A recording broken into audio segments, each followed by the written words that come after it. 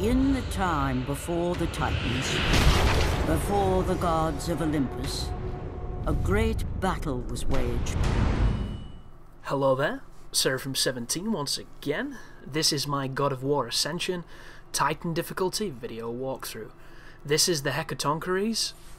I don't think it should be spelt the way it's pronounced. It seems real strange to me, but I'm just going to go with it.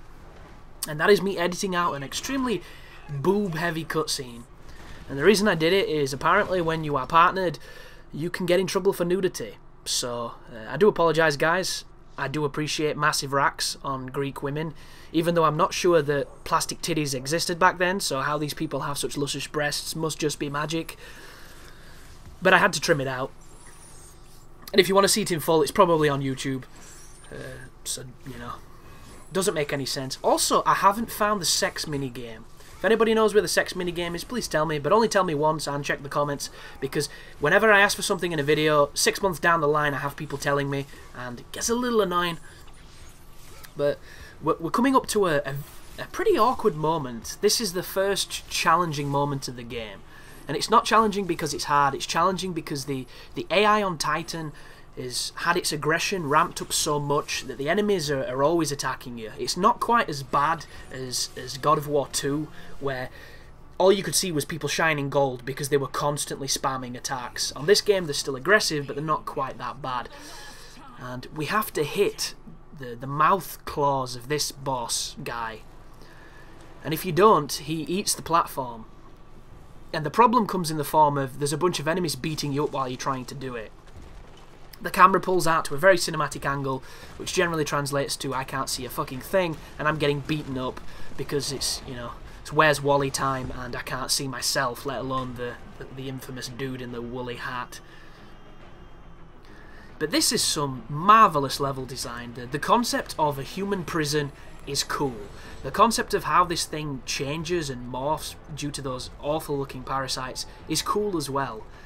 I really do think the game opens with its best set piece as far as the concept goes, but one review I read said the rest of the level design is just crappy and copy paste, and I'm sorry, but like the Delos landing is fantastically designed, the Apollo stuff is great, the snake stuff is great, the pythons, like I don't get that.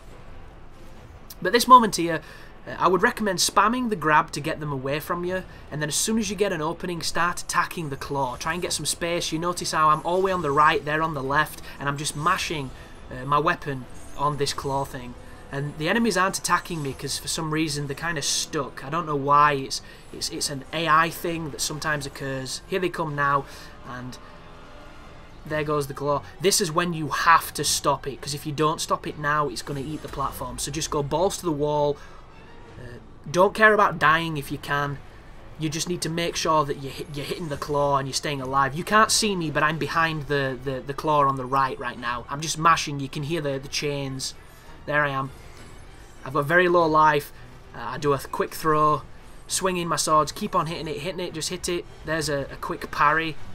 No idea how I landed that, but look how close that is. It's just, that is not cool, that moment. That moment is definitely not cool.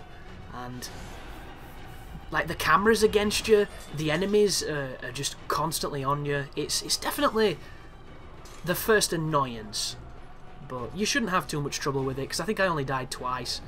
First time because I got chomped by the platform, second time because I got beat up while I was beating up the claw. But this section's much simpler, and it's also a pretty interesting scenario because you're pincered in this moment. So dodge the claws. He immediately does a follow-up. What you can't see because of, you know, how crazy the camera is I'm rolling when the claws land, because I assume you get iframes in the roll. I'm not too sure what part of the frame gives you the iframes, but I'm just using the roll to avoid the splash damage and the impacts. And then I'm just going to hit him as I've built up my Rage of the Gods, or Rage of the Titans, or whatever. Just avoid, wait for him to finish his attacks, then roll back towards him and start punching him in the face. Because we're hitting him with the Rage mode, he's gone into, you know, grab happy-tastic, and we can do some killing. But there's a lot of subtlety in this game that I really like that none of the reviews have even mentioned. This sequence here, we just get to press square and triangle to attack the face with this crazy arm thing. That for some reason reminds me of Resetsu from Ninja Gaiden, and I don't know why. But the subtleties in the game, there's some really interesting ones. For instance, there's a moment that we've already seen where there's a prisoner about to be killed by this Hecatonchires thing, and he says, you know, the gods give me strength, and as it goes to strike him, he disappears. And I thought he was going to turn up later on in the game and be explained, but he never did. And I was like, well, that's a bit shit. Why would they put that in if it doesn't mean anything? And then I played the multiplayer, and you play as that guy, so it's linked. And I think that's really clever. I think it's a very interesting way of linking your multiplayer to your single player. It doesn't have to be important, it's just imaginative. And there's also a section coming up later on, spoiler alert,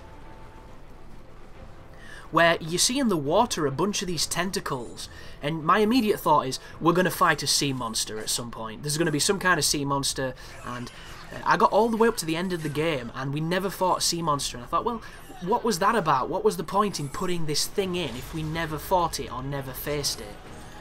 And it turns out that, spoiler alert, at the end of the game, you fight this thing, and it's been this character the entire game, and you didn't even realise, and I thought that was cool. But none of the reviews mentioned that. They just mentioned how tough the Trial of Archimedes was, and how, you know, it feels like you've been there and done that. Like, Patrick Klepek even said it feels like a straight-to-DVD God of War. And I'm sorry, this is nothing like Steven Seagal's movies. Fuck you, dude. That's not fair. Thank you for watching. You take care now.